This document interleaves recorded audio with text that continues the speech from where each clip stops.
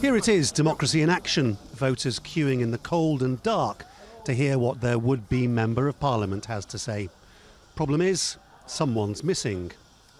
So we're used to Boris not appearing much in Uxbridge and South Ruislip. At the previous election, he turned up for about 3 photo shoots or something like that, came, had his photographs taken, and then off he went again.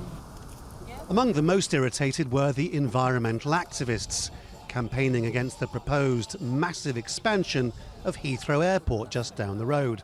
Johnson had promised to support them years ago, but now they don't know. I'd like to know why he has gone against the pledge he made in 2015, or seemingly, that's what the manifesto is seeming to say, when he actually could call this in by the government for a review right now and have MPs vote on it again. All through the campaign, Johnston's team have limited his appearances, limited his ability to make mistakes, and he's dodged debates with other party leaders. But not turning up to the only campaign event in your own constituency to talk to your own voters is something else again, particularly when success isn't guaranteed. The constituency is an urban sprawl west of London, rough around the edges and down on its luck.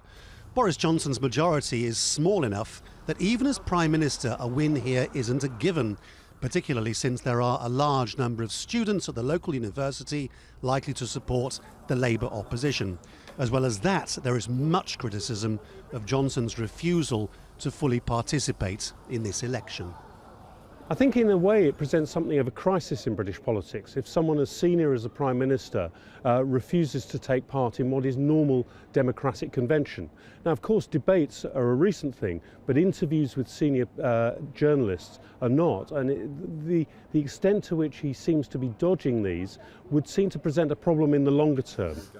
In the end, Johnson's place at the table was offered to an independent candidate, a comedy act called Count Binface.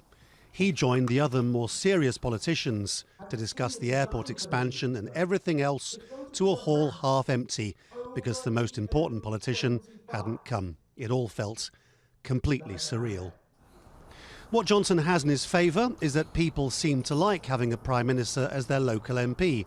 And as well as that, this constituency voted for Brexit, and so Johnson is their main cheerleader. Further than that, though, his plans for his constituency, things like the airport, will not be revealed before next week's election. Laurence, Al Jazeera, Yiewsley.